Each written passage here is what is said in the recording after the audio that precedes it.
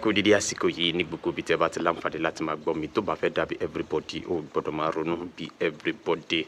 Lákọ̀ọ́kọ́ ẹ wò fúnra yìí. ìdáhùn bá pàdé inú igbó tó gbébọn dání a jẹ́ pé tẹ́ bá ti pàdé àwọn èèyàn yín náà tó gbébọn dání ẹ dákun torí Ọlọ́run ẹ má ṣàbòsí o. a wà fún ààbò ilẹ̀ Yorùbá ní oláṣẹ wà bíbá ìsà. kí lorúkọ àwa táwa bíbí. àwa táwa bí ní ọmọ ẹgbẹ́ májàsọ́lá Ìgbòho-Òòṣà tí a jẹ́ ẹgbẹ́ ìlú ẹ̀kàn. àwọn ọmọ àlè àárín wa kan wà tí wọ́n ti wà in partnership pẹ̀lú àwọn Fúlàní tó ń ṣiṣẹ́ pẹ̀lú àwọn pípù anything tó bá ti mú ti Ìgbòho dání wọn á ní kán gbógun ti. ìdọ́dọ̀ bàbá wa ọba Ìlọrin ṣéhù wallahu yasimuka minan nas wọlé lọ́dọ̀ wọn kó wá gbà yọ̀ǹda.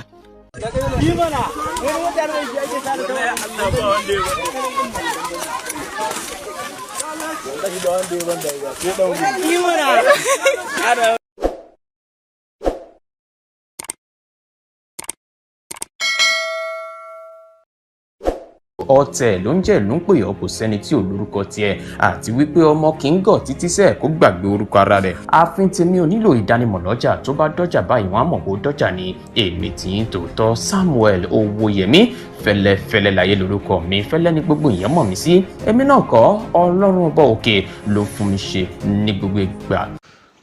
láì dènà pẹ̀lú láì fi ọ̀pá pọ̀lọpọ̀lọpọ̀ ìjọ tààràtà ni màá fi ṣe lákọ̀ọ́kọ́ mo dúpẹ́ lọ́wọ́ gbogbo ẹ̀yin tẹ́tí fífẹ́ hàn láti máa wo ìkànnì yìí àwa náà àti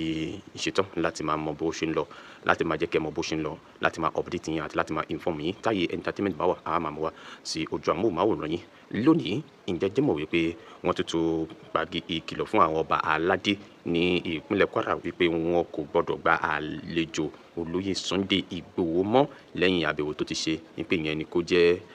àbẹ̀wò tó máa jẹ́ last one èyí tí wọ́n á fi wá sí ìpínlẹ̀ Kwara wọ́n ní àwọn ará ìlú bẹ́ẹ̀ wọ́n ń dúnkòkò mọ́ wọn látàrí bí wọ́n ṣe bu ẹnu àtẹ́ lu ìṣèjọba gómìnà wọn ìyẹn Abdulrahman Abdulrazak. ẹ jẹ́ kí n kà á gẹ́gẹ́ bí wọ́n ṣe fi ìròyìn yẹn léde gbogbo ohun tẹ́ bá wá rí sí o ẹ jọ̀ọ́ ẹ bá mi fi ránṣẹ́ sí abẹ́ comment section kí ni ó dé báwo ló ṣe rí lójú ìwòye yín ẹ bá mi fi gbogbo ìránṣẹ́ sí abẹ́ comment section tó bá fẹ́ dàbí everybody ó gbọ́dọ̀ máa ronú bí everybody. Residents of Owa Onire in Kwara State who have been displaced from their ancestral community by persistent bandit attack have alleged that traditional rulers in part of Kwara South were instructed not to receive Yoruba Nation agitator Sunday Adeyemo, popularly known as Sunday Igboho. Wọ́n ní àwọn ará agbègbè Ọ̀wá Onírè tí wọ́n ti ń kojú àwọn ìkọlù àwọn Fúlàní ajínigbé fún ọjọ́ pípẹ́. Wọ́n ní ọba aládé wọn ní apá gúúsù ìpínlẹ̀ Kwara ni wọ́n ti sọ dímọ̀ pé wọ́n kò gbọ́dọ̀ gba àlejò olóyè Adéyẹmọ tí gbogbo èèyàn mọ̀ Sunday Igboho mọ́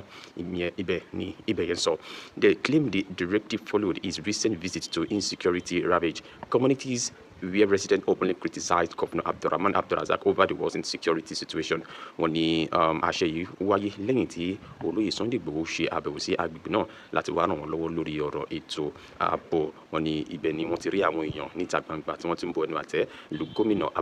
Abdulrahman Abdulrazak lórí ọ̀rọ̀ ìṣòro ètò ààbò èyí tó ti fi ẹ̀gbẹ́ wọn gànà ní ìpínlẹ̀ Kwara bí tí ìgbẹ̀yẹn sọ nìyẹn. ẹ jẹ́ n tẹ̀síwájú gbogbo ohun tẹ́ bá rí sí ẹ bá mi fi ránṣẹ́ sí abẹ́ comment section. The resident who spoke to Sahara Reporter also alleged that some members of their community who publicly condemned the governance and lead of insecurity during Igboho's visit had been threatened with arrest. Wọ́n ní àwọn èèyàn tí wọ́n bọ́ síta gbangba lásìkò tí olóyè Sunday Igboho ṣe àbẹ̀wò sí wọn tí wọ́n bú gómìnà wọn tí wọ́n sọ pé kò ṣe dáadáa lórí ọ̀rọ̀ ètò ààbò ni wọ́n ti ń dúnkòkò mọ́ wọn pé wọn yóò fi ọwọ́ òfin gbé irúfẹ́ àwọn ẹni wọ̀nyí. Okay. Igboho and members of the security team recently visited Babala communities in the Igbomina region, Gamu, Ahileri, and Owa Onire, where they met residents affected by reoccurring attack and inspected desert settlement. Wọ́n ní olóyè Sunday Igboho àti ìrẹ́kùn wọn ṣàbẹ̀wò sí agbègbè Babala àti àwọn agbègbè kan bíi Gómìnà tí wọ́n ti ń dà wọ́n láàmú lórí ọ̀rọ̀ ìkọlù lọ́tún ìkọlù lósì tí wọ́n sì bá wọn ṣe àgbéyẹ̀wò àwọn agbègbè wọ̀nyí. A viral video from the visit captured members of Igboho security lamenting the security situation in Owa Onire, which they describe as a community abandoned due to incensement attack by bandits. Wọ́n ní lásìkò àbẹ̀wò yìí fọ́nrán kan tó gbòde kan wọ́n rí ibi tí àwọn ikọ̀ ẹ̀ṣọ́ ààbò ti Sunday Igboho tí wọ́n ti ń kọminú lórí bí ìṣòro ètò ààbò ṣe rí ní agbègbè náà tí wọ́n sì ṣe àpèjúwe agbègbè tí ọ̀rọ̀ yìí kàn pé wọ́n dà pé wọ́n ti pa wọ́n tì nítorí ìkọlù tó ń wáyé níbẹ̀ lójoojúmọ́. Ẹ jẹ́ n tẹ̀síwájú, gbogbo ohun tẹ́ bá rí sí ẹ bá mi fi ránṣẹ́ sí abẹ́ comment section.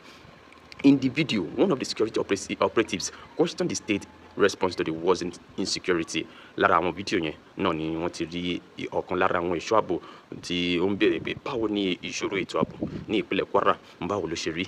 lásìkò yìí, ni pé ó ti kọjá àfaradà. Do they have a governor in the state considering the level of insecurity, the operative asked? Ẹni yẹn wá tẹ̀síwájú, ó wá ń béèrè pé ṣé wọ́n ní gómìnà ní ìpínlẹ̀ yìí ṣá, pẹ̀lú bí nǹkan ṣe rí tí nǹkan dé dúró lásìkò yìí lórí ọ̀rọ̀ ètò ààbò. Ẹni yẹn ń béèrè pé ṣé wọ́n dẹ̀ ní gómìnà ṣá. A resident responded, ẹnìkan wá dá lóhùn, we have a governor and he is Governor Abdulrahman Abdulrazak. Ẹni yẹn wá dá lóhùn pé a ní gómìnà, ẹ má yẹ kó yẹ yín lẹ́nu, orúkọ rẹ̀ gan-an sì máa jẹ́ Governor Abdulrahman Abdulrazak. Okay, ẹ jẹ́ kí n tẹ̀síwájú. This security operative continues. Ẹni yẹn wá ń tẹ̀síwájú, he is a governor and he did not do anything about it. Ẹni yẹn wá ń sọ pé ó dẹ̀ jẹ́ gómìnà, kò dẹ̀ ṣe nǹkan kan lórí ọ̀rọ̀ ètò ààbò tí ó wà nílẹ̀ ní ìpínlẹ̀ Kwara yìí. We are in the town that has become desert because of the insecurity and banditry, and it was the armed Fulani people that did all these things. See how the church sọ, okay, wọ́n ní gbogbo àwọn Fulani yìí ni wọ́n ṣe gbogbo àwọn nǹkan wọ̀nyí nítorí pé ẹ̀ ń kojú àwọn nǹkan wọ̀nyí, a ti wà láàrin ìlú yìí, àwa gan ti rí bí gbogbo ẹ̀ ṣe ń lọ gẹ́gẹ́ bí ẹni yẹn ṣe sọ di mímọ̀ nínú ọ̀rọ̀ rẹ̀. Okay o, wọ́n wá sọ pé wọ́n tún bá àwọn Sahara Reporter sọ̀rọ̀ wípé one of the two residents of Owa Onire alleged that the governor's camp reacted angrily after the video gained traction online. Wọ́n ní ó dà pé fídíò yẹn ni àwọn ti Governor Abdulrahman Abdulrazak ni wọ́n rí tó dà wípé ó wá bí wọn nínú nítorí ó ti ń rìn káàkiri, wọ́n sì rí pé eléyìí ó lè ba ìṣèjọba àwọn jẹ́ o. Ẹ wá gbọ́ o. After the video where the resident criticized the governor, lẹ́yìn fídíò yẹn tí àwọn èèyàn bọ́nà àtẹ́lu ìṣèjọba gómìnà yìí lórí ọ̀rọ̀ ìṣòro ètò ààbò tí wọ́n kojú níbẹ̀. Wọ́n ní the governor's camp ordered that no traditional rulers from our region should receive Sunday Igboho again, the resident claimed. Àwọn ará ìlú yẹn ló wá ń sọ dímọ̀ pé wọ́n ti ń dúnkòkò àti fi ọwọ́ òfin gbé wa, wọ́n dẹ̀ ti fi ohùn ránṣẹ́ sí gbogbo àwọn ọba aládé pé wọn ò gbọ́dọ̀ gba àlejò olóyè Sunday Igboho mọ́ ní agbègbè náà. Okay, they keep threatening us. Wọ́n ní wọ́n dúnkòkò mọ́ àwọn, saying the video anger the governor that Igboho came to the state with a hidden agenda. Ní pé fọ́nrán yẹn ó ti bí gómìnà wọn nínú pé ṣé so torí nǹkan yìí ni Igboho ṣe wá láti máa bu ẹnu àtẹ́ lu ìjọba òun. Gbogbo ohun tẹ́ bá ti ṣe bá ń fi ránṣẹ́ sí abẹ́ comment section o. They want that if any of us receive him again, ẹnikẹ́ni nínú yín tó bá tún gba àlejò olóyè Sunday Igboho, he will be in trouble. Kò tí kò rẹ̀ sínú wàhálà ni o, the resident added. Ohun tẹ́ bá rí sí ẹ fi ránṣẹ́. Ẹ jẹ́ n tẹ̀síwájú, kò ní pẹ́ tán mọ́. They also threaten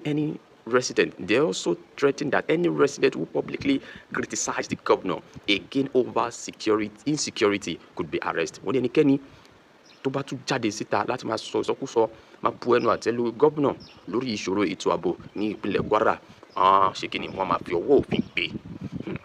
Ẹlòmíì tí wá sọ̀rọ̀. The second resident also told Sahara Reporters that traditional rulers in the area had come under pressure following Igboho's visit. Wọ́n ti bẹ̀rẹ̀ sí ní finá mọ́ àwọn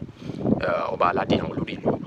látàrí bí wọ́n ṣe gba àlejò olóyè Sunday Igboho. According to the resident, influential stakeholders in Ilorin Emirate have also warned. Wọ́n ní àwọn èèyàn alẹ́nulọ́rọ̀ ní apá àti Ilorin Emirate. Wọ́n ti ṣe kí ni have also warned traditional rulers against associating with the Yoruba Nation activists. Ṣẹ́gbọ́, wọ́n ní àwọn èèyàn kan tí wọ́n jẹ́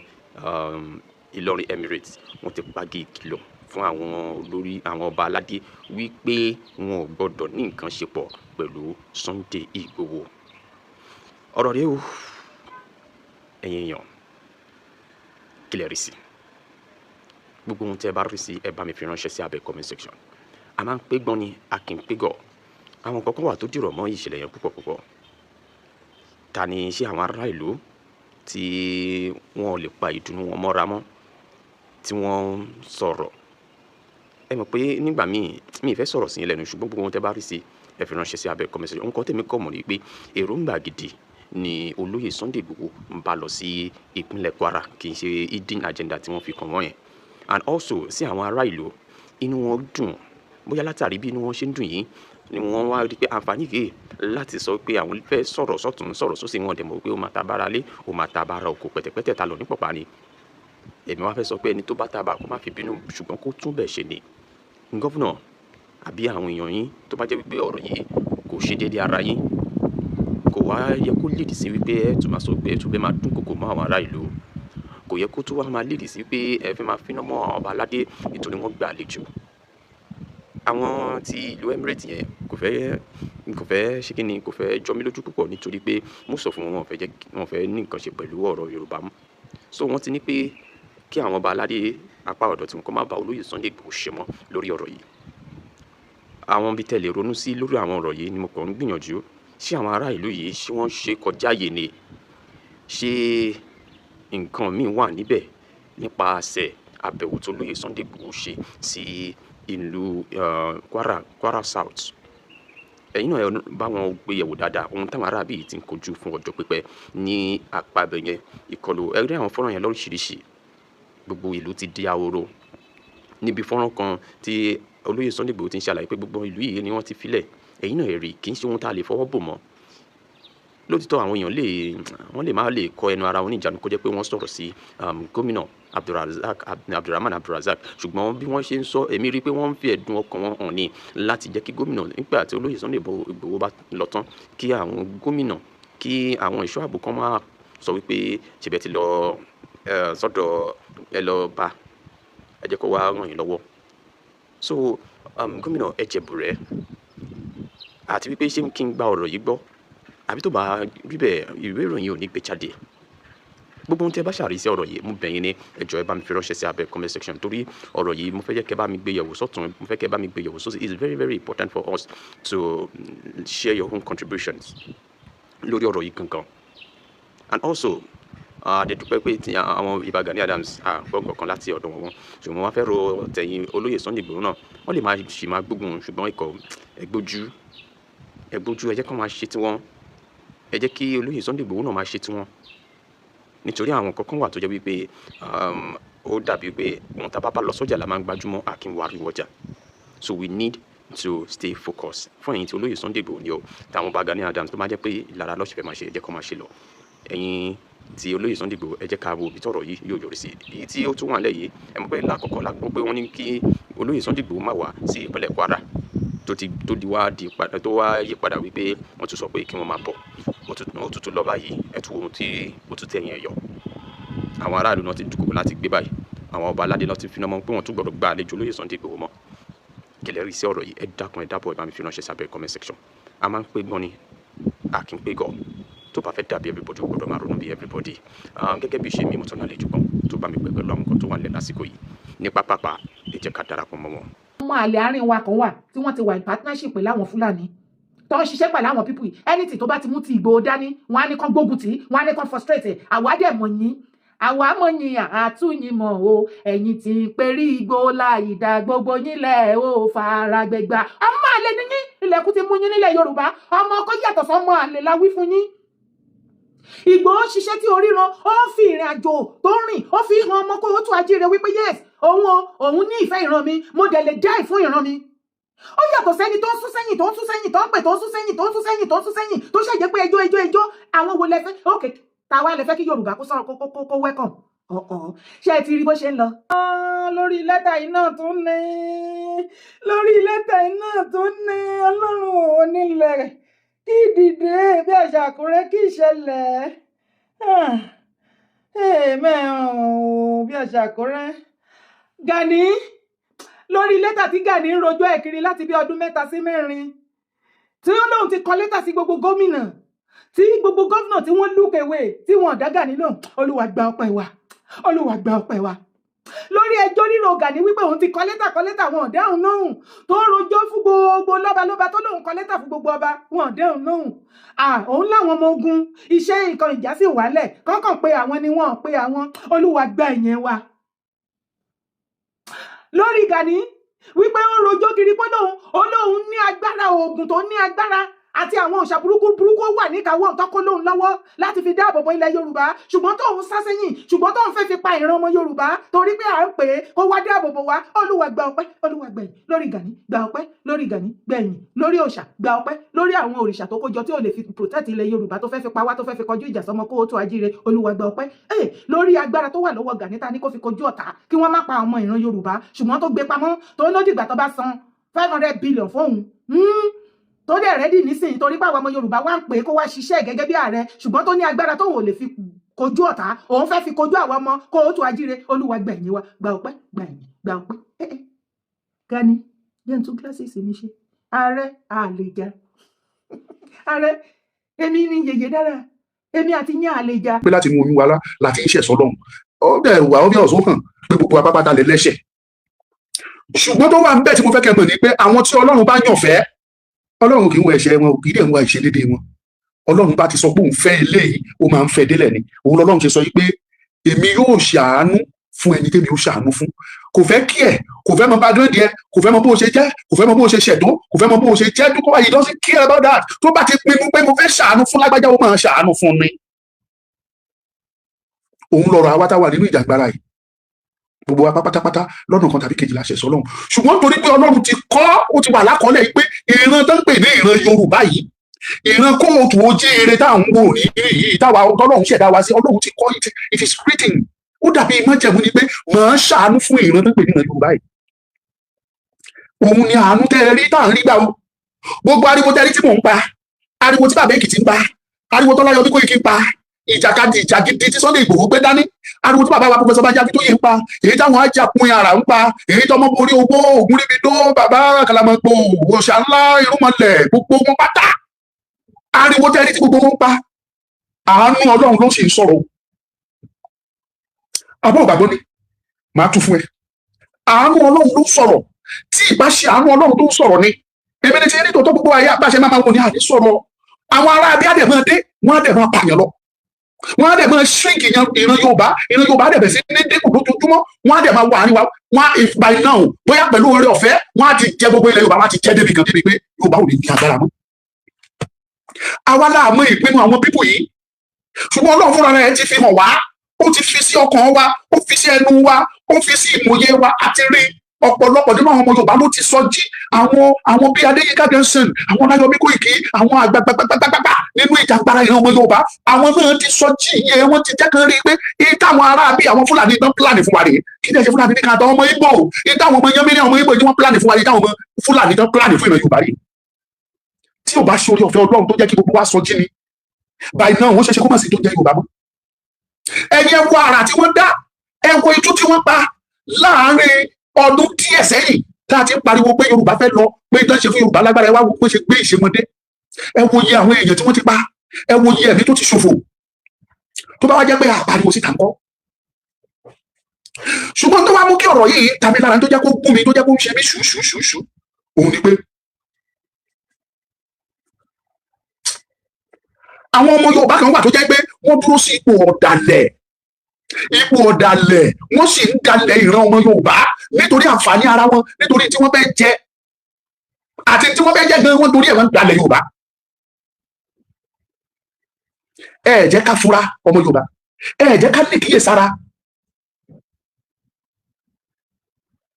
ẹ wo gómìnà Ọ̀yọ́ state ṣé mo pé mo ti ṣe program lọ́pọ̀lọpọ̀ ìgbà mo ti sọ̀rọ̀ mo ní wàhálà táwọn gómìnà wa gan àbọ̀dè táwọn tó jẹ gómìnà nílẹ̀ Yorùbá tó ń gbà fún wa kì í ṣe kékeré kì í dẹ̀ ṣe àwọn gómìnà tó ṣẹ̀ṣẹ̀ jẹ àtàwọn gómìnà tó ti jẹrí gbogbo wọn pátá ló yẹ ká sọ lóko pa gbogbo ló yẹ ká bá pàdé wọn nígboro gbogbo ló yẹ ká fòkúta fọ́ orí wọn dànù. yàtọ̀ sẹ́nìkan nínú wọn ẹnìkan yẹn rèé Ọlọ́run ti gba sáfẹ́fẹ́ rèé ló ti lọ òun náà kéré dúró.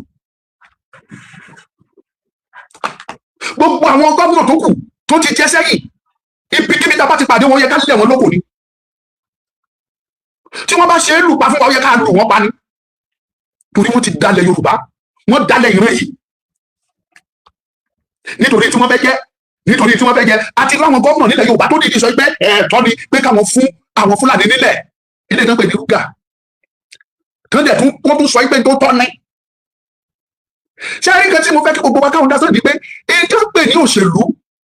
kò yẹ kẹ́ ẹ fi ìran Yorùbá ṣòṣèlú kò yẹ kẹ́ ẹ fi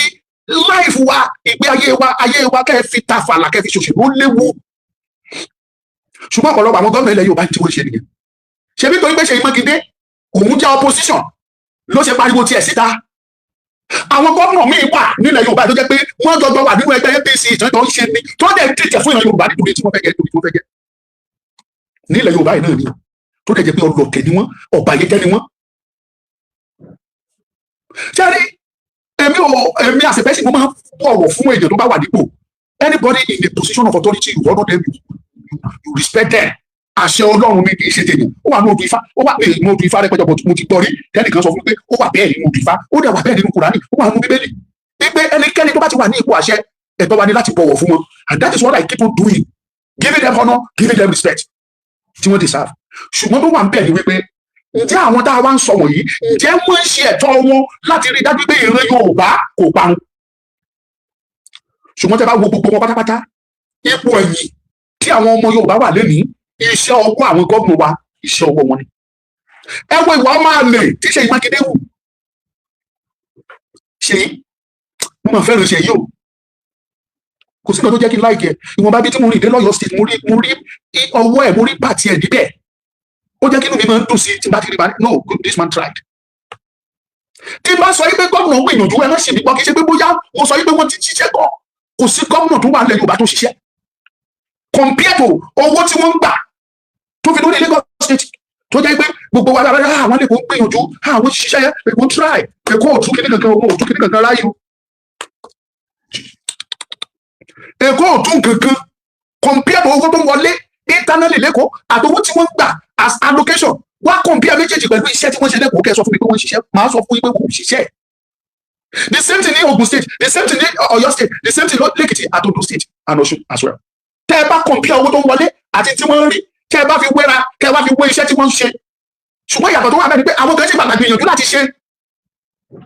Ṣé mo gbọ́dọ̀ bí ẹni tó jẹ́ pé ó wà nínú kí ni mo ní wọ́n ń pè é? Ẹni tó wà nínú position nínú 100% ẹni tó ṣiṣẹ́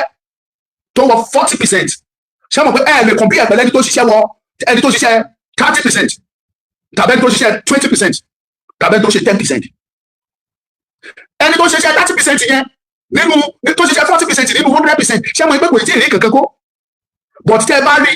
tẹ́ ẹ bá fi compare ẹni tó ṣiṣẹ́ 10% tàbí 20%, ẹ máa sọ pé ẹni kí lẹ máa sọ ẹ lò ṣiṣẹ́ gidi. Àbí tẹ́ máa sọ kọ́ ni ẹ lò ṣiṣẹ́ gbìyànjú. Wíwá àṣà bá gbé kalẹ̀ ní ìdùnnú ẹ mọ̀ pé kò ṣe kankan compare to owó tí wọ́n ń gbà. Ṣùgbọ́n mo gbà pé Ṣèyí Mákindé ó tó touch ó jẹ́ kí n nífẹ̀ẹ́. Ṣùgbọ́n ọkùnrin yìí kò súnmọ́ àwọn àgbà, kò ní alámọ̀ràn tó dáa, kò léyìn kó sọ fún yín pé èèyàn ò kì í fi òṣèlú ìran Yorùbá là ń sọ nípa ẹ̀, a gbọ́dọ̀ fi ìran Yorùbá tàfàlà, a gbọ́dọ̀ fi ṣòṣèlú. Ṣùgbọ́n kò yí wọn. Ṣèyí Mákindé fi Yorùbá ó fi ṣòṣèlú, ó ti gbàgbé pé orúkọ téèyàn bá ṣe lénìí ìtàn ní lọ́la. Téèyàn bá ti ṣe lénìí ìtàn ní lọ́la.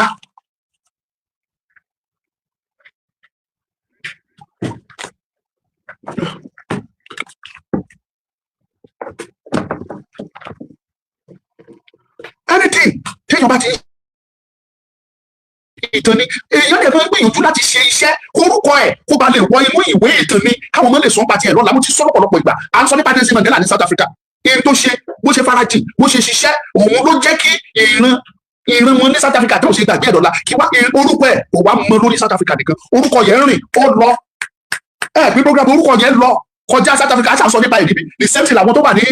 Kenya, East Africa, West Africa, North Africa, Central Africa, Southern Africa, gbogbo wọn pátápátá ni wọ́n ń sọ nípa ẹnìkan tí wọ́n pè ní Nelson Mandela. Iṣẹ́ tó ṣe ló jẹ́ kó mọ̀ rántí orúkọ ẹ̀. Kí ni tí wọ́n fẹ́ ṣe tó fi mọ̀ rántí orúkọ ẹ̀? Awólọ́wọ̀ gbìyànjú ó sa ipá ẹ̀ ó kópa ribiribi nítorí ìran ọmọ Yorùbá títí di ọ̀la ọlọ́la ọmọ Yorùbá ò lè gbàgbé orúkọ ẹ̀. Bàbá ti bí mi, ìyá ti bí mi, wọ́n kọ́ mi, wọ́n sọ nípa Awólọ́wọ̀ fún mi. Mo tún jáde síta mo tún gbọ́ nípa Awólọ́wọ̀ nípa iṣẹ́ rere tó ṣe mo tún gbọ́ nípa ẹ̀ nípa ipa tó kó fún ìran ọmọ Yorùbá mo gbọ́ níta àwọn ọ̀rẹ́ sọ mo gbọ́ nínú tẹlifíṣàn mo gbọ́ nínú rédíò mo gbọ́ nínú pépà mo kà nínú ìwé ìtàn mo gbọ́ lọ́dọ̀ àwọn oríṣiríṣi iṣẹ́ rere tó ṣe láyé òfin gbàgbé ẹ̀. Kí ni wọ́n fẹ́ sọ nípa tiẹ̀ tó bá kú? Next year á pé 40 years Awólọ́wọ̀ tó ti dágbére 1987 Awólọ́wọ̀ tó ti sọ pé ó dìgbà ó ṣe next year ló máa pé 40 ọdún and yet people still remember him. Kí ló fẹ́ kán sọ nípa tiẹ̀ Ṣèyí Mákindé? Kí ló fẹ́ kán sọ nípa tiẹ̀ Ọ̀gbẹ́ni Ṣèyí? Ẹ jókòó kẹ́ ronú yín láròjinlẹ̀, ẹ ronú yín bó ti tọ́ àti bó ti yẹ. Nígbà tó sọ pé issue security tá a bá ní ká gbé sọ́tún ká gbé sósì, security matter gómìnà ló ní. Ṣùgbọ́n tá a bá tún wọ́ lọ sọ́tún tá a wọ́ sósì, federal government gbọ́dọ̀ fọwọ́sowọ́pọ̀ pẹ̀lú gómìnà kán tó lè rí security takùn. Ẹ jẹ́ ká sọ òótọ́ síbi tó ti tọ́ wa. Nǹkan méjì ló lè mú kí security breach the state, tó lè breach security state. Màá sọ méjèèjì fún yín lẹ́nu. Number one, ó wọ federal government, security lè breach lákọ̀ọ́ federal government tó bá fẹ́ ṣòṣèlú. Number two, security lè breach látọwọ́ state governor or state government tó bá fẹ́ ṣòṣèlú. Any state tẹ́ bá rí tí wàhálà security tó jáde lemọ́lemọ́, ìwádìí méjì ní kẹ́ ẹ ṣe. Ìsáyà kó jẹ́ president country yẹn or let's say presidency, the federal government, ìsáyà kó jẹ́ pé àwọn ni wọ́n mọ̀ ń ṣiṣẹ́ wọn, tàbí kó jẹ́ wípé àwọn tó jẹ́ state government àwọn ni wọ́n ṣe. Kò sí bí àwọn wọ̀nyẹn ṣe gbóná tó, kò sí bí wọ́n ṣe kún gùdù kọ́mọ̀ nínú ẹ̀rí. Jẹ́ kí n sọ ọ̀tọ̀ fún ẹ. Agbára tó wà lọ́wọ́ state governor díẹ̀ ló fi yàtọ̀ tó wà láàrin wọn àti ti president. Àwọn méjèèjì náà jọ ní immunity. Ẹ má sì ní bọ́ mo mọ̀ bó jìnnà díẹ̀ o, bọ̀ síbẹ̀síbẹ̀ náà àwọn gómìnà wa wọ́n dàbí president kékeré ni. Ìyẹn ni wípé tí ẹni tí bá ṣẹlẹ̀ ní state, tẹ́ bá gbọ́ pé state governor yẹn sọ pé agbára òun ò ká, ẹ lọ ṣèwádìí yìí dáadáa pé ó ti lọ́wọ́ kan nínú. Torí kó lè bá wá jà ní state yẹn as a governor nínú state, ó ní commissioner of police ní state yẹn, ó ní commandant civil defence ní state yẹn, ó ní commandant immigration ní state yẹn, ó ní army bóyá infantry tàbí brigadier cartonment, ó ní cartonment tàbí brigadier àbí infantry àwọn whatever, ó ní ní state yẹn tó ṣàjò lórí artillery, ó ní ní state yẹn. So báwo ló ṣe wá tẹ́ sọ fún mi pé àwọn kan jalè níbi kan agbára wọn dẹ̀ pọ̀ ju agbára ọlọ́pàá àti infantry àti kìnìkan ó ju agbára ẹ̀ lọ. Bí mo ṣe kéré mọ yìí tí bá jẹ gọ́vnọ̀ state mi lẹ́nu, mo mọ nǹkan tí mo lè ṣe láti takò security tí ẹ̀ nígbà pé wọ́n wá jalè lẹ́nu jẹ. Because màá ní joint task force, àwọn security team tí mo máa ní ọ̀nà mẹ́ta náà máa gbé sí. But it is possible, we are Africans, ọmọ Yorùbá ni wá. Kó tó ní pé ojú là kò ní kan dáhùn bàbá ńlá wa tí wọ́n fi ń ṣọ́ ìlú ni, kò ní kan dáhùn bàbá ńlá wa tí wọ́n ń lò tí wọ́n fi ń jagun ni. Ọ̀tọ̀ ni máa tíìmù àwọn ọmọ yẹn sí o.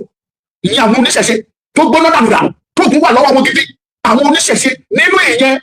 wọ́n á ní ọlọ́dẹ, àwọn ọdẹ á wà ń bẹ̀, àwọn babaláwo á wà ń bẹ̀, àwọn ológun á wà ń bẹ̀. Because ẹkún mọ̀ ọba bá sọ̀rọ̀ pé àwọn oníṣẹ̀ṣe ọ̀nà mẹ́ta náà pín sí, olóògùn wà nù wọn, oníṣègùn wà nù wọn, babaláwo wà nù wọn, adáhunṣe wà nù wọn, àwọn mẹ́tẹ̀ẹ̀ta náà parapọ̀ tó ń jẹ́ oníṣẹ̀ṣe. Ṣùgbọ́n àwọn tó yẹ òye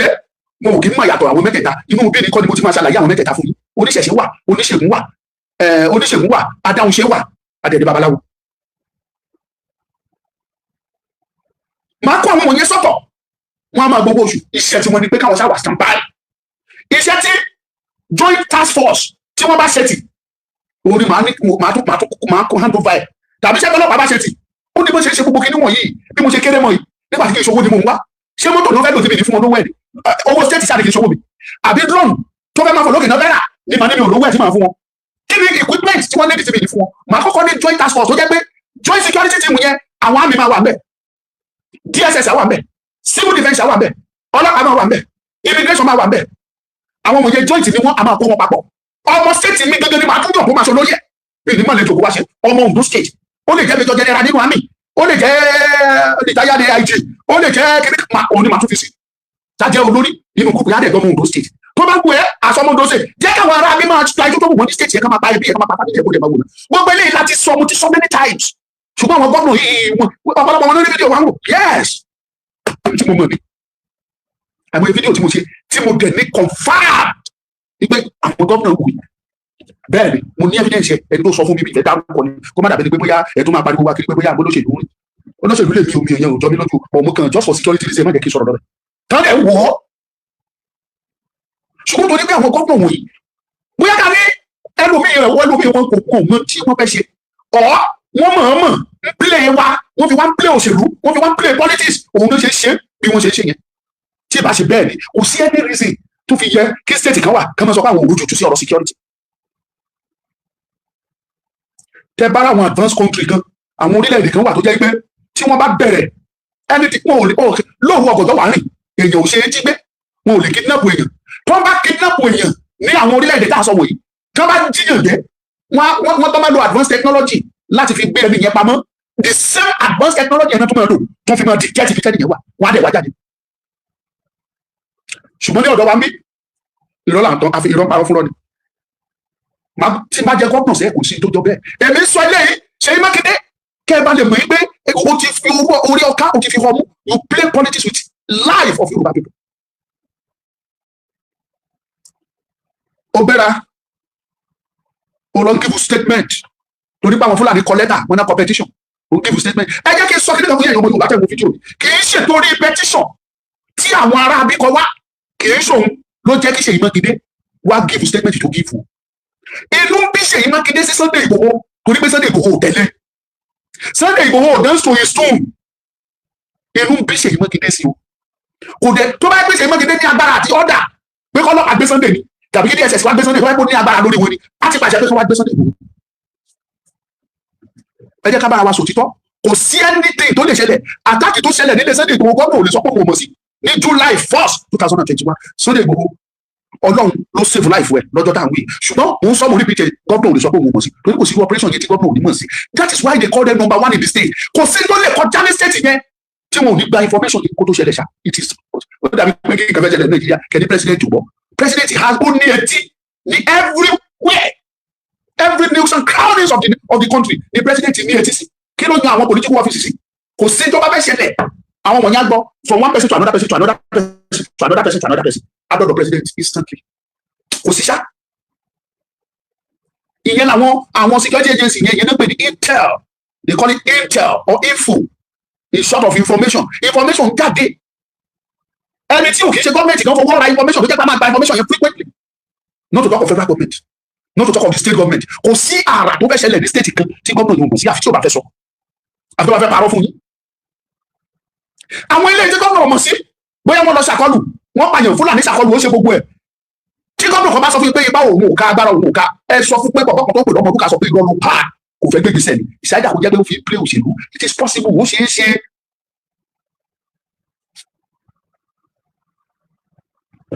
ó ṣeé pé kí gómìnà sọ pé òun agbára òun ò kí gómìnà sọ pé agbára òun kò bẹ́ kí ló ń pè agbára òun ò bẹ́ security state ẹ mọ̀ ìpò ti lọ́wọ́ kan òṣèlú nínú ṣáàdà kó jẹ́ gómìnà yẹn ló play òṣèlú tàbí kó jẹ́ federal government ló play yẹn fún àwọn méjèèjì tó ń gbà fúnra ni ṣáàdà kí federal government máa gbá òṣèlú fún òun tàbí kó òun máa gbá òṣèlú federal government. lọ́jọ́ kìíní àná nígbà tó fẹ́ yọ Fáyọ̀ṣe lórí oyè lẹ́kìtì kí ni Ọbásanjọ́ ṣe ó fún àwọn kan lówó àwọn tó ó fún wọn lówó sẹ́ẹ̀tì wọn ó yẹ ẹlọ́dà state wọn bẹ̀rẹ̀ wàhálà lẹ́kìtì state wọ́n bẹ̀rẹ̀ sí ní dàrú ìgbà tó máa yọ Fáyọ̀ṣe kí ni wọ́n fi bẹ́ẹ̀ tiẹ̀ wọ́n bẹ̀rẹ̀ wọn ní ìlú òǹfararọ pé ìlú dàrú ìlú ṣe mọ́kúnmọ́kún kò rójú tu sí òun náà bẹ̀ sí impeachment yẹn lé lórí ìyẹn wọ́n dẹ̀ ṣe kíni wọ́n yọ Fáyọ̀ṣe torí pé Fáyọ̀ṣe ṣe kíni ó yájú sọ́bàṣánjọ́ inú dẹ̀ bí Ọbásanjọ́ torí yẹn. òṣèlú gbogbo ìṣẹ̀lẹ̀ tó ń ṣẹlẹ̀ ọ̀nà méjì ni àwọn ọmọ Yorùbá kan wà tó jẹ́ pé ìṣẹ̀lẹ̀ yẹn wọ́n fi ń ṣòṣèlú wọ́n rí bí opportunity táwọn máa lò láti fi ṣòṣèlú láti fi fúnra wọn lórúkọ àti láti ṣe kíni àti láti gbéra wọn dé ibi tí àwọn wẹ̀sẹ̀ tí fáwọn lè dé ara wọn ni Ṣèyí Mákindé tẹ̀ wò yẹn Ṣèyí Mákindé kì í ṣe tó lọ yẹn pé I am still talking to you with manner of respect tó bá jẹ́ àwọn míì wọ́n ti mú èpè tó yìí you are a man of honour and I am not here to insult you Mr. Ṣèyí Mákindé your excellency ṣùgbọ́n rántí nígbà ọmọ Yorùbá ló jẹ́ kó o tó já ọmọ Nàìjíríà you are a Yorùbá before you became a Nigerian Yorùbá inú kòkò dúró ìran Yorùbá lẹ́kọ̀ọ́ funfun ẹ ti jáde má dẹ̀ torí kó o fẹ́ lọ sẹ́dẹ̀ kó o bẹ̀rẹ̀ dẹ̀ jẹ́ o léwu torí tó bá kúrò lẹ́dẹ̀ ẹ̀ẹ́dẹ̀ ló ń padà bọ̀ you want to be president nobody is stopping you but as a matter of fact kí ló fẹ́ lọ ṣe ní presidency nígbà tó ọmọ Yorùbá kan wà bẹ́ẹ̀ torí ọlá Olúwatósìn kò sí fóònù tẹ́ máa pè sí ẹ mọ́ bínú kò sí fóònù tẹ́ máa pè sí ọ̀làgbára Ọlọ́run kù díẹ̀ ẹ máa ráyà àti pè ṣẹgbọ́ àwọn fóònù méjèèjì tó wà lọ méjèèjì mo ń lò ìkan mo fi ṣe TikTok ìkan mo fi ṣe ọ̀dà YouTube ọwọ́ rẹ̀ Facebook yìí so ẹ má bínú ẹ ní lè pè ṣe ti gbọ́ ẹ má bínú ẹ ní lè pè. òtítọ́ ó máa ń dàbí ọmọ ìyá sọkúsọ ni. Ẹni tó bá mọ Ṣèyí Mákindé kó sọ fún pé kó má fi ẹ̀mí àwọn ọmọ Yorùbá tàfàlà, kó má fi play politics. Ṣèyí Mákindé ti ní lọ́kàn àti gbógun ti Sunday Igboho, torí pé Sunday Igboho tẹ̀lé bàbá Ládọjà, àti pé Sunday Igboho tẹ̀lé Tinubu dẹ̀ rèé kò Ṣèyí Mákindé kò bá ṣe Tinubu, kódà kò bá ṣe bàbá Ládọjà, torí pé kí ni ẹni tó ń fẹ́ kó ṣe gómìnà. Kò dẹ̀ sẹ́ni tó ń dẹ APC, ṣé wọ́n ní kó má wá sí APC ni? APC rèé Èkó ní APC ó gbọ́lẹ̀. So wọ́n sọ eléyìí káwọn ọ̀dọ́ gómìnà kan lọ mọ̀, mo dẹ̀ fẹ́ kẹ́yìn ọmọ Yorùbá mọ́ ẹ lọ mọ̀ dájú pé ìyà tó ń jẹ ọmọ Yorùbá lẹ́jọ́ ọwọ́ àwọn gómìnà wa ló wà. Wọ́n rí nǹkan tí Fúlàní ṣe fún wa, wọ́n rí nǹkan táwọn ọmọ Ìgbò ń ṣe fún wa, wọ́n rí bí opportunity, wọ́n rí bí àyè fún àwọn láti ṣe kíni, láti lè gbéra wọn síbi tí wọn ò fẹ́. Irú Ṣèyí Mákindé báyìí ó dìde ó promote ara rẹ̀ ó fẹ́ ṣe president, nítorí pé ó fẹ́ ṣe president òun tó gbé Fúlàní ó fẹ́ fi wọ́n ṣọ̀rẹ́. Wọ́n bá máa pa ìyẹn, wọ́n bá pa bàbá ẹ̀, wọ́n bá pa àbúrò ẹ̀, òkun ayé kọ́ńsà ti support ẹ̀, kọ́ńsà ti dúró tiẹ̀ torí pé ó fẹ́ ṣe president. The same thing ló ṣẹlẹ̀ nígbà tí Ọ̀ṣínbàjò tó jẹ vice president. Bóun náà ṣe nìyẹn. Kò sí bá ṣe kidnap nílẹ̀ Yorùbá, kò sí bá ṣe gbéyàn, kò sí bá ṣe òun náà ò ní sọ̀rọ̀. Àwọn Fúlàní náà la support. Dáàdi wa Tinubu náà ṣe bẹ́ẹ̀ nígbà tí ó ṣe ìwà president. Ṣẹ́rí, mo kàn wá yànnà náà ọ̀rọ̀ yìí kí gbogbo yín lè mọ̀ ibi tí ìṣòro wa, ibi tó wà. Nítorí bí ẹ ṣe ń ronú gbogbo mo tòkó láàárọ̀ yìí, mo ronú títí kí ni Yorùbá tiẹ̀ lè ṣe. Tí bá ti rò lọ báyìí, nǹkan kan ló tún lu aago lọ́pọ̀ mi pẹ́tẹ́pẹ́tẹ́pẹ́tẹ́ tó lu aago lórí mi pẹ́tẹ́pẹ́tẹ́pẹ́tẹ́ kí lẹ́ẹ̀rí kan òun ni pé tó bá jẹ́ pé a lè rí 10% ọmọ Yorùbá kí wọ́n fi ìmọ̀ ṣọ̀kan, Yorùbá ìbá bọ́ nínú ìgbèjò. Bóyá tí mo pè 10% bá mi láìkì program yìí tẹ̀ wọ́n nínú TikTok, kí ló dé? Ọ̀rọ̀ mẹ́rùn sí yín kò sí wàhálà, tó bá ti rùn sí yín náà láìkì ẹ̀, bọ̀tẹ́ bá ń rí kankan díẹ̀ mú jáde, please like it kó tó di pé màá wá ṣe give away fún yín fún ti birthday bàbá mi Aṣíwájú, give away tí bá ti parí ètò mò ń bọ̀ bẹ́ẹ̀. So tí like tí mo wò yìí, tí like yẹn tí ò bá ti wọ 5,000 likes, no give away. So ìwọ tó bá ti mọ̀ pé mò ń wọ àwọn tó ń fẹ́ like ẹ̀ ń sìn yìí, mò ń wò wọ́n tí likes yẹn tí bá ti ń rí, so èèyàn mẹ́wàá la fẹ́ ṣe fún, mẹ́wàá péré la fẹ́ fún ní give away yẹn. So prepare. Kí má fi àkókò ṣòfò lórí àlàyé tí mò ń ṣe lọ, I am almost done. Àwọn gómìnà wa, àwọn ní ìkà, mo dẹ̀ sọ mo rí bí tiẹ̀ kò ṣẹ̀ṣẹ̀ máa ṣẹlẹ̀. Gbàlàyé mi, kò ṣẹ̀ṣẹ̀ máa ṣẹlẹ̀. Àwọn gómìnà tó ti jẹ sẹ́yìn tí wọ́n sì wà láyé, kí ni wọ́n ṣe? Ìdí tí wọn ò fi lè tí nǹkan ò fi ṣe kan tí kan fi ṣe kan ní pé ọ̀pọ̀lọpọ̀ nínú wọn tá bá ti ń parí níbẹ̀, wọn á tún pera wọn tún lọ Àbújá. Eléyìí tó fẹ́ ṣe sẹ́nétọ̀ á lọ ṣe sẹ́nétọ̀, èyí tí ò ṣe sẹ́nétọ̀ á tún fẹ́ lọ ṣe mínísítà. Lágbára Ọlọ́run láìpẹ́ báyìí mo máa lọ sí ilé Mímíkò, mo fẹ́ lọ béèrè question lọ́wọ́ ẹ̀. Olúṣẹ́gun Mímíkò, gómìnà Ondo State ìgbà kan rí, ara bá mú àwọn àgbàgbà náà nílẹ̀ Yorùbá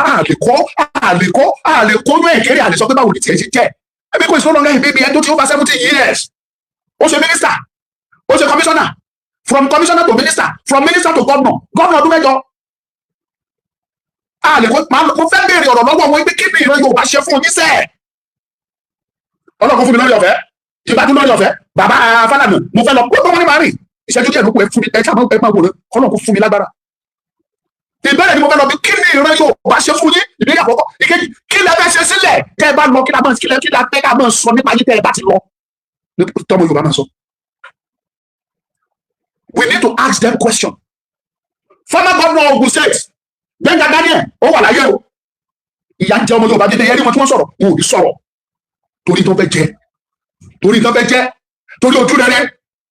Wọ́n ojú rere lọ́tún, wọ́n ojú rere lọ́sì. Amosun, ó wà láyé ọkọ̀ ìkú ọ. Wọ́n ojú rere lọ́tún àtòsí. Àmbọ̀dé wà láyé o. Rájí Fáṣọlá wà láyé o. Bó ṣe ń fìyà ń jẹ Yorùbá tó, bó ṣe ń kí náà, bí Fúlàní ṣe ń prove ẹ̀ fún wa báwọn ti gba ilẹ̀ wa, wọ́n jẹ́ ká mọ̀ báwọn ti gbà. Inú petition tó kọ sí Ṣèyí Mákindé tó kọ sí federal government, wọ́n ń sọ fún wa ní pé àwọn ti gba ilẹ̀. Àwọn former governor wà ní Ọ̀yọ́ state o. Bàbá kí ló jẹ́? Bàbá Ládọjà ó sì wà láyé o, kò kú o. Àti ẹgbàá pé bàbá ń gbé gbèsè. Ìgbésẹ̀ tó ń gbé kì í ṣe lè tó tẹ́ wa lọ́rùn tó. Lọ́yọ́ state, former governor wà o. Arẹ́gbẹ́ṣọlá wà láyé o. Oyè dé dàbí oyè Bánjí. Ṣọ́yẹ̀ Bánjí ló jà bó yẹ ṣe kiri kan family Tinubu ó wà láyé kò kú. Èkìtì náà the same thing. Ṣẹ́gun Òní wà láyé, Fáyẹmí wà láyé, Fáyọ̀ṣe wà láyé. wọ́n dẹ̀ gba ikú tó tó yẹn lẹ́kìtì state tí yàn gbé fìyà jẹ èèyàn kò sí nínú wọn tó sọ̀rọ̀ mọ́ wọ́n ṣe wọ́n torí pé kí ni oníkálukú wọn ò fẹ́ ṣe òkè torí pé wọ́n sì lẹ́bàá kankan lókè nítorí tó fẹ́ jẹ́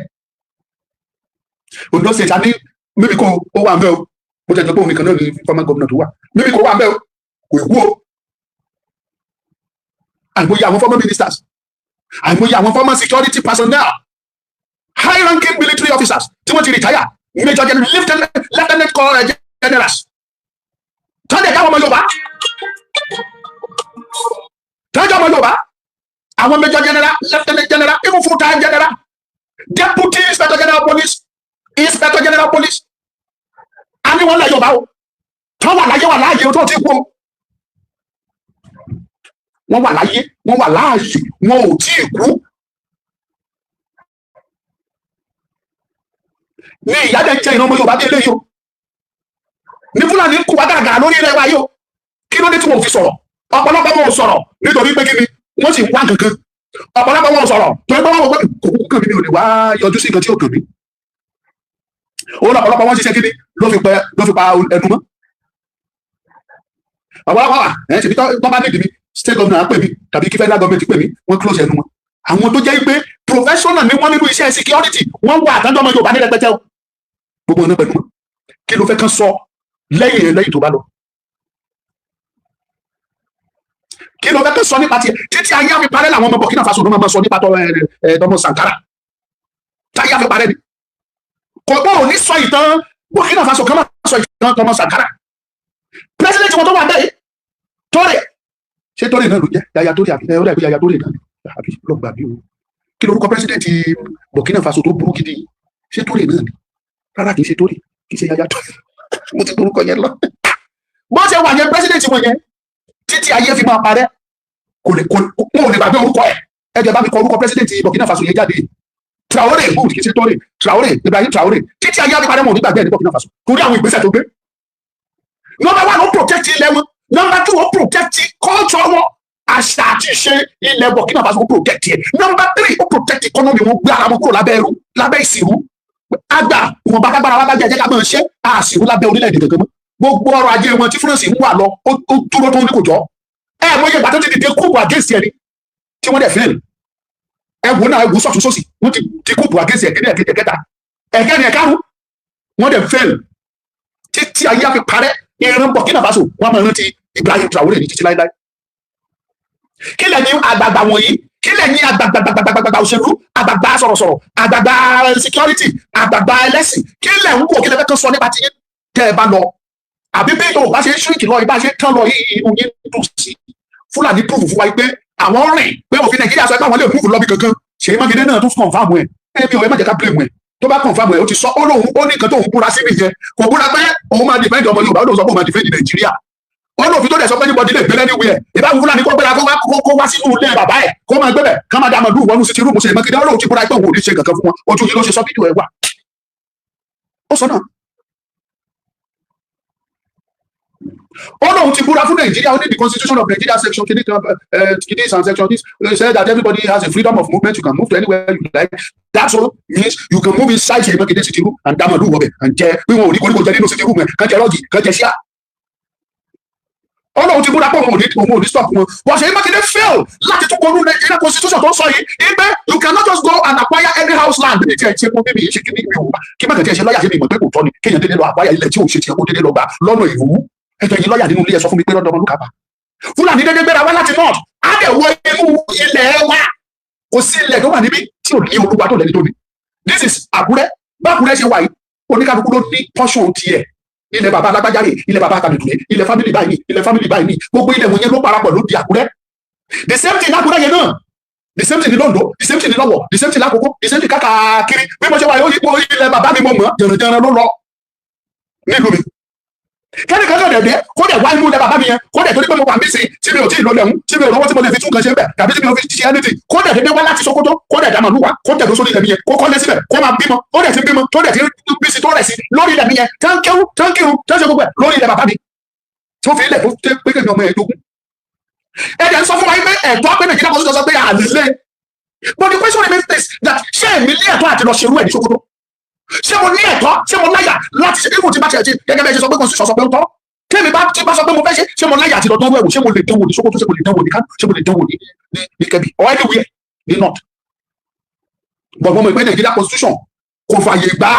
pé kẹ́ẹ̀kan dédé bá àjọ onílẹ̀ onílẹ̀ kẹ́ẹ̀dẹ̀ bẹ̀rẹ̀ sí ní develop kẹ́ẹ̀dẹ̀ mọ́ ẹ̀kọ́ kẹ́ẹ̀dẹ̀ sọ bẹ́ẹ̀ dìbò. mo mọ̀ pé Nàìjíríà constitution ò lè sọ bẹ́ẹ̀ láíláí bó ti wù kí Nàìjíríà constitution yẹ kó ṣe èké kò lè sọ bẹ́ẹ̀. ẹgbẹ́ yìí lọ́ọ̀yà kẹwàá bí mo fẹ́ mọ̀ tó bá ṣe bẹ́ẹ̀ ní lóòótọ́ èmi máa wọ inú ilé ẹ̀ṣẹ̀ Mákindé mo fẹ́ lọ inú ilé ẹ̀kọ́ máa díẹ̀ máa gbé sìmẹ́ntì àti búlọ́ọ̀kù máa gbé bíríkì àdáni àwọn ọmọdé ẹ̀ máa ní ká máa díìkì ìbẹ̀kan afẹ́kọ̀ bíbí ìdẹ̀rẹ̀ owó ra búlọ́ọ̀kù àti sìmẹ́ntì máa ní ká máa di kó bambú ọ̀pánu máa ní ká kó dání àti kíní ewé àti bàbà afẹ́ṣẹ́ ilé sí beautiful afẹ́ṣẹ́ sí olùṣèlú Mákindé ẹjọ́ èyí kò sọ fún mi bóyá orí bẹ́ẹ̀ bóyá òfin Nàìjíríà fàyè gbà pé ilẹ̀ onílẹ̀ ẹ̀kọ́ lẹ́kọ̀ọ́ àti pọ̀ orí ẹ̀ kò dẹ̀ ló àwọn tòun ẹ̀yìn lọ́yà kí n tó máa lọ Uncle Sir, good, thank you. Wọ́n sọ eléyìí, Ṣèyí Mákindé sọ wípé Nàìjíríà constitution prove ẹ̀ pé wọ́n lè rìn. Fúlà ẹyin gbogbo àgbàgbà tẹ̀ wo fídíò yìí àtẹ̀yìn ọmọ Yorùbá tó tẹ̀ wò ẹ tẹ̀ ìtì yín bẹ̀lẹ̀ jẹ́ kẹ́ ẹ gbọ́. That petition táwọn Fúlàní kọ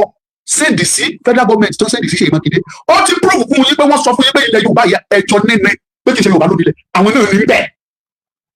That is what the Fúlàní are telling you. Wọ́n ò dẹ̀ṣẹ̀ máa sọ. Sọ́kàn sì sọ lẹ́nu ọjọ́ mélòó kan yìí. Pé kò síbi tí Fúlàní ò lè wọ̀ ní Nàìjíríà. Fúlàní dẹ̀ ti prove fún yín pé ilẹ̀ yìí sẹ́ àwọn máa gbà. Ilẹ̀ yìí àwọn máa gbà. Ilẹ̀ Yorùbá ẹ̀dẹ̀ wò ó ẹ̀ ṣe kankan.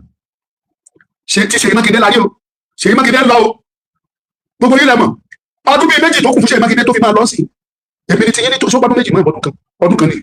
By May 2027, Ṣèyí Mákindé is going. So it's like a year now. Bó ṣe wà yẹn, Ṣèyí Mákindé bó ṣe wà yẹn, kò sí kankan tó fẹ́ ṣe mọ́. Títí tọ́gbọ́n fi parí tó kù báyìí pé kí allocation dẹ́ kó sọ salary workers kó dẹ̀ jẹun kó dẹ̀ kówó sápò ètò bá fẹ́ gbọ̀n fáwọn commissioner kó gbọ̀n fún wọn kó kówó sápò kò sí nǹkan tó fẹ́ ṣe mọ́. Based on one excuse is campaigning to be president. Ta ló fẹ́ dìbò fún ṣe? Mo lè bẹ́ẹ̀ jẹ́ pẹ̀lú pé Ṣèyí Mákindé ò lè ní Ọ̀yọ́ state kò lè dìbò 1000. Ọ̀yọ́ state kò lè ní ìbò 1000 Ṣèyí Mákindé. Gbogbo àwọn tó ń sọ̀rọ̀ against ẹ̀ tó ń wọlé wọn kiri ẹ̀rù pé táyé bá gba Ṣèyí Mákindé kò ní sọ pé òun fẹ́ wá wọlé Sunday Igboho. Kò tó torí pé òun fúnra mọ̀ pé òun òbí dájú òun dáa tó bẹ́ẹ̀ ẹ pín fún ẹni kó gbogbo kò sọ bẹ́ẹ̀. Òbí dájú ẹ̀dá kó pẹ́ dára bí làkó fẹ́ wá wọlé Sunday Igboho kò tó bẹ́ẹ̀. Àwọn tó lè wọlé wọn ló ń wọlé wọn yẹn kò tó bẹ́ẹ̀. Lóòótọ́ òun ló ní state ẹ̀ òun is the governor of the state but kò ní dẹ́wọ̀. Gbogbo àwọn tó ń wọlé wọn kiri àwọn tó ń gbà against ẹ̀ tó ń wọlé wọn tó oríṣiríṣi lọ́mọ wọn lẹ́sẹ̀. Ẹ sọ fún Ṣèyí Mákindé pé kó ronú ẹ̀ kí la fẹ́ sọ nípa ẹ̀ bó bá lọ. Kí ló sọ nígbà tó bá dọ̀dọ̀ bàbá kí la fẹ́ sọ nípa àtìrẹ gbogbo ẹ̀yin àgbàgbà ilẹ̀ Yorùbá gbogbo ẹ̀yin former governors ẹ̀yin gbogbo yín tẹ́ wà láyé tọ́nà bá fún mi lórí mo fẹ́ rìn yín sáà ní mo ní ìbéèrè lọ́wọ́ bàbá Fálànà mọ́ retí mi kángọ̀ mo ti ní líìkì sọ́dọ̀ yín mo ti ní líìkì kí n dọ̀dọ̀ yín lẹ́yìn lẹ́ẹ̀ fún mi ní déètì báyìí àti sọ̀rọ̀ ẹ̀yin lẹ́ẹ̀ fún mi ní déètì tẹ́ bá fún mi ní déètì tí máa dọ̀dọ̀ yín mo question tí mo fẹ́ bèèrè pé kí lẹ́yìn ṣe bàbá Fálànà tó láwọn àgbààgbà lọ́ọ̀yà tó tún jẹ́ àgbààgbà tó ti nílẹ̀ Yorùbá sáré jẹ́ lọ́ọ̀yà ẹ gbàgbé bóyá wọ́n senior mi tàbí wọn senior mi mo senior wọn why can't you talk to them kí ló ń bò nípa ìran ọmọ Yorùbá ṣé bá ṣe fẹ́ fọwọ́ lẹ́rán ọ̀rọ̀ ti kọjá ọ̀rọ̀ òṣèlú ó ti kọjá ọ̀rọ̀ politics àwọn pípù yìí wọ́n ti jihadi wọ́n ti gbalẹ̀ Yorùbá Sunday Igboho lọ sọ fún wọn pé nílùú Igboho yìí ẹ palẹ̀ ẹrù yìí mọ́ kẹ́ máa lọ wọ́n ní Sunday Igboho lẹ́tọ́ àti sọ bẹ́ẹ̀ wọ́n dẹ̀ ní àtàkì lójoojúmọ́ ní Igboho wọ́n dẹ̀ ń bá nǹkan jẹ́ lójoojúmọ́ wọ́n tíyàn gbé ní Igboho ṣùgbọ́n gọ́ọ̀mẹ̀ntì ò lè sọ fáwọn yẹn pé ẹ̀jẹ̀ náà ẹ̀ mọ́ tíyàn gbé mọ́ ẹ mọ̀ ṣe báyìí mọ́ ṣùgbọ́n ó lè sọ fún Sunday Igboho pé Sunday Igboho lẹ́tọ́ àti sọ bẹ́ẹ̀ Sunday Igboho èmi gan máa lọ sí ìlú mi láìpẹ́ sẹ́ máa ṣe press release náà fún wọn Ọlọ́run bá gbọ́ máa ṣe tí mo dẹ̀ máa sọ clearly ẹni wúyà tá a bá ti ní Fúlàní ò ní fara rí lọ Ọlọ́run ṣe àgùntàn mi àbí bàbá ṣe sọ ajá mi ó ti lẹ́ni lẹ́yìn ìpọ̀bọ̀ bẹ́ẹ̀ ni ajá mi lẹ́ni lẹ́yìn mo níyàn ní Ìbàdàn mo ní London state mo tún ní dé Ìbàdàn kódà mo ní Àbújá mo ní Tinubu mo ní bàbá kan mo Tinubu tó mọ̀ yìí ọgá inú ti bí àwọn bàbá ẹgbẹ́ ìbọn mi dà ọmọ kí bàbá mi kà sọ yìí bàbá yìí kò ní wọlé mo ní bàbá mo Tinubu tó mo ní Tinubu lókè kò sí dẹ́ẹ̀fì wájú mo láwọn tẹ̀mí London state àmúyẹ àwọn kábíyèsí bàbá lọ́ba tó wà lẹ́yìn wa London state ìwádìí wa kọjá sí Ìbàdàn mo lólóyè ọkùnrin kan bí igba ọkùnrin mo ní kábíyèsí Olúbàdàn bàbá tẹ̀mí ni lọ́sùn state nǹkan paríparí ẹ̀ mo tún wà láròlé mo tún ní Oòduà kì í ṣàrólé ilé ẹgbẹ́ máa gbé Ọọ̀ni Ifẹ̀ ní àrólé mọ́ ẹ pé ní Oòduà gangan mo tún ní Oòduà sẹ́yìn ẹ lọ ọjọ́ ẹrù ọgbẹ́ ló tíá máa lọ èmi náà fẹ́ lọ ṣe press release kí Fúlàní jáde tó ẹ méjì ẹ̀yin ọ̀dọ́ tẹ́ ẹ bá gbé irú ìgbésẹ̀ yẹn ṣe bí kí gọ́ọ̀mẹ̀ntì kó wá kó gbogbo ọ̀dọ́ irú ilé tí mo ní mo fẹ́ ṣe nílùú mi sì ní ìdílé àṣẹ máa káwọn yóò tù dání yóò tó bá sọ pé òun ò ṣe nítorí òṣèlú ó bù mí máa ìfọ́mù àwọn yóò tù ní ajáde aṣọ anywhere sẹ́yìn Fúlàní bá wà lórí ilẹ̀ tó jẹ́ ti ọ̀kà àwọn àfẹ́ yẹn bẹ̀ mọ́ ọmọ kàrúfẹ́ ní mí àfẹ́ yẹn máa kúrò pátápátá tá a bá ti sọ ẹ jẹ́ kí gómìnà Ondo State kó ọ̀dà nǹkan wá àrẹ́sì gbogbo àwọn ọ̀dọ́ ìlú kò sí wàhálà àtẹ̀lé station yẹn tí ò bá ti ní gbà wá wọn á rẹ ọba àdìjà bá máa rẹ ìtòdìdí àdúgbò kan wọn á rí bẹ́ẹ̀ kó àwọn yóò díẹ̀ sí tí ò bá gbà wá wọn á tún wá sàdúgbò mi wọn á gbogbo ilé tó wà lálágbà káwọn rí wa kó dà síbẹ̀ kò sí problem. ṣùgbọ́n tẹ̀mí mọ̀ ní wípé ẹ ṣiṣẹ́ kábà lè sọ nípa yín tẹ́ ẹ bá lọ Ọmọlúkà ni mò ń jẹ́ Ṣèyí Mákindé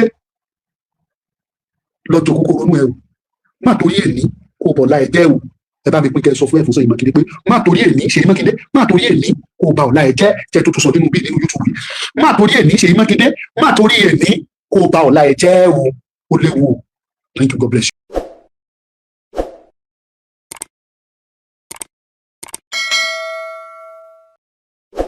ọ̀tẹ̀ ló ń jẹ́ ló ń pè ọ́ kò sẹ́ni tí ò lórúkọ tiẹ̀ àti wípé ọmọ kì í gọ̀ títí sẹ́ẹ̀ kó gbàgbé orúkọ ara rẹ̀. ààfin tèmi ò nílò ìdánimọ̀ lọ́jà tó bá dọ́jà báyìí wọ́n á mọ̀ pé ó dọ́jà ni èmi tí ń tòótọ́ Samuel Owóyẹmí fẹ́lẹ́fẹ́lẹ́ láyé lórúkọ mi fẹ́lẹ́ ní gbogbo ìyẹn mọ̀ mí sí èmi náà kọ́ Ọlọ́run ọba òkè ló fún mi ṣe ní gbogbo ìgbà.